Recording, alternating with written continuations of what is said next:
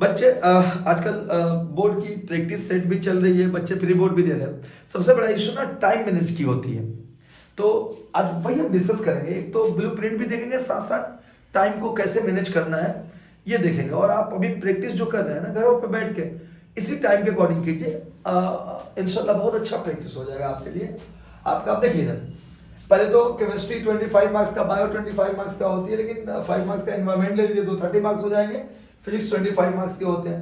Periodic assessment में 10 marks होते हैं। प्रैक्टिकल वर्क पोर्टफोलियो में सब मिला के 100 मार्क्स के पेपर होते हैं। आपको कुल टाइम मिलता है बच्चे 3 आवर्स। अब देखते हैं आपका ब्लूप्रिंट ये है और इसमें कैसे टाइम मैनेज करना है, फोकस वही रहेगा मेन।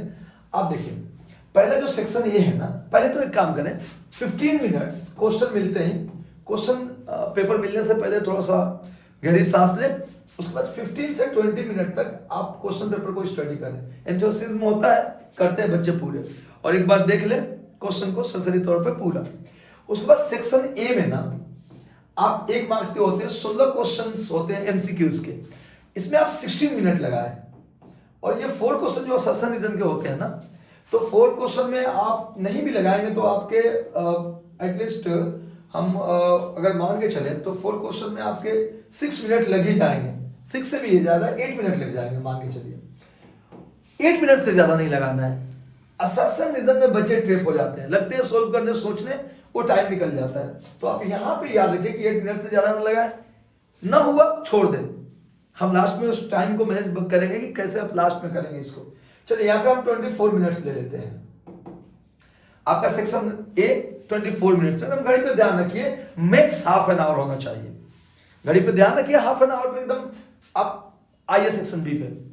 सेक्शन बी पे जो क्वेश्चन छूट रहा है आप छोड़ दीजिए, लास्ट में आप उसे मैनेज करेंगे। क्योंकि अगर पहले ही बहुत ज्यादा वक्त आप नुकसान कर दिया ना, तो बाद में प्रेशर में आ जाते हैं, क्वेश्चन छूटने के डर रहते हैं। अब आइए सेक्शन बी में आ जाइए। ये 2 मार्क्स के हैं, 6 क्वेश्चन होते हैं। तो आप इस 2 मार्क्स में आप 3 मिनट दे दीजिए एक क्वेश्चन पे। 18 मिनट्स आपका यहां चला गया। उसके बाद सेक्शन सी में आ जाइए। इसमें क्या हो गया, 3 मार्क्स के क्वेश्चन होते हैं, 7 क्वेश्चन होते हैं। चलिए हम इसको पर क्वेश्चन 4 मिनट देते हैं, 28 मिनट दे देते हैं। 28 मिनट्स आपके यहां हो गए। अब आप यानी आप देख लीजिए यहाँ पे 15 ऐड कर लीजिए। 15, 24, 18 और 28 कितने हुए? 8 8 16 4 20 एंड 5 25 2 4 एक 5 2 7 और 8 85 मिनट्स हो गए एटलीस्ट यहां तक। ठीक है, ठीक है, 85 मिनट्स, गुड। तो 85 मिनट्स तो आपके यहाँ, यानी 1 आवर 25 मिनट्स आपके देखो, 1.5 आवर मान लीजिए।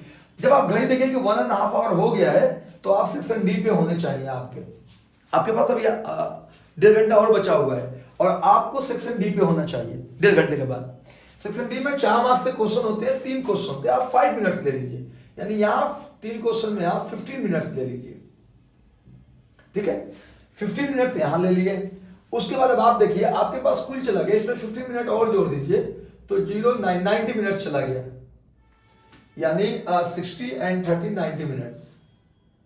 ठीक है, वो इसका मतलब ये कितना हुआ, अगर आप 15 यहाँ पे जोड़ दिए तो कितना हो गया, 100 मिनट्स हो गया। यानी आपके पास 1 आवर 40 मिनट्स गुजर गए। अब आपके पास बचे हुए हैं 1 आवर 20 मिनट्स बचे हुए हैं, 1 आवर 20 मिनट्स। आप ये जो केस बेस्ड वाला है ना, ये परेशान करता है। 3 क्वेश्चन आप इसमें 30 मिनट्स ले लीजिए 3 क्वेश्चन के लिए, 40 मिनट्स भी लगा दीजिए। तो 100 के बाद अगर आपने इसमें 30 मिनट्स लगाए तो 130 मिनट्स हो गए, यानी आपके पास 2 आवर 10 मिनट्स निकल गए। 50 minutes yet in your hand. आपके पास 130 मिनट्स निकलने के बाद भी आपके पास मतलब आपका 2 घंटा 10 मिनट निकल गया, 50 मिनट ये अभी है आपके पास। ओके, अब आपने पूरा क्वेश्चन तो कर ही लिया।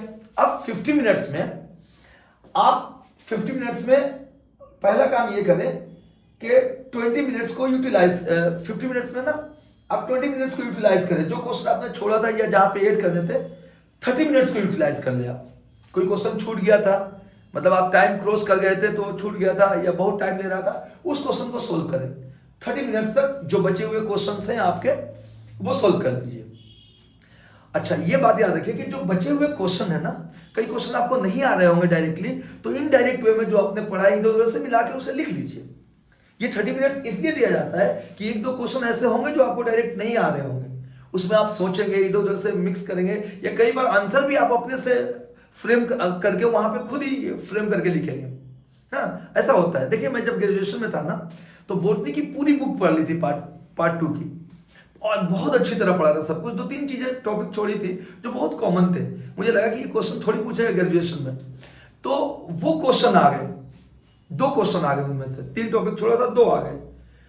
हमने तो पढ़ा ही नहीं था, लेकिन पूरे चैप्टर पढ़े थे तो उससे रिलेटेड ही था, थोड़ा बहुत देखा था, अपने से फ्रेम किया आंसर, बेहतरीन मार्क्स आए माशाल्लाह। वैसे वो 30 मिनट आप उसमें यूटिलाइज कीजिए, उसके बाद भी आपके पास 20 मिनट बच जाते हैं। वो 20 मिनट्स पूरे आंसर को एक बार रिवाइज कर लीजिए, पूरे आंसर सीट को, जहां पे जो भी मिस्टेक्स हैं, फुल स्टॉप्स की, कोई स्पेलिंग मिस्टेक्स है, कोई और सेंटेंस आप ऐड ऑन करना चाहते हैं, पूरा देख लीजिए। इस तरह आप 3 आवर्स का फुल्ली यूटिलाइज कर लेंगे और इंशाल्लाह आपको कोई इश्यू नहीं होगी, कोई क्वेश्चन मिस नहीं होंगे एकदम। आप याद रखिए, आप ब्रेक कर लीजिए कि भाई जब मैं सेक्शन डी पे पहुंच रहा हूं, क्या मेरे पास पर्याप्त इतना टाइम हो गया है। उसके बाद आप देखिए कि इतना टाइम हो जाना चाहिए सेक्शन डी पे पहुंचते, तो इस हिसाब से आप मैनेज कर लीजिए। जब मैं सेक्शन ए क्रॉस करूं तो हाफ एन आवर हो जाना चाहिए, हाफ आवर से ज्यादा नहीं हो। ऐसे करके आप दिमाग में रखिए, वो प्रैक्टिस कीजिएगा अभी से तो हो जाते हैं। वो बायोलॉजिकल रिथम भी बॉडी में बन जाएगी कि वो अपने आप समझ में रहेंगे। ठीक है बेटा, जय हिंद।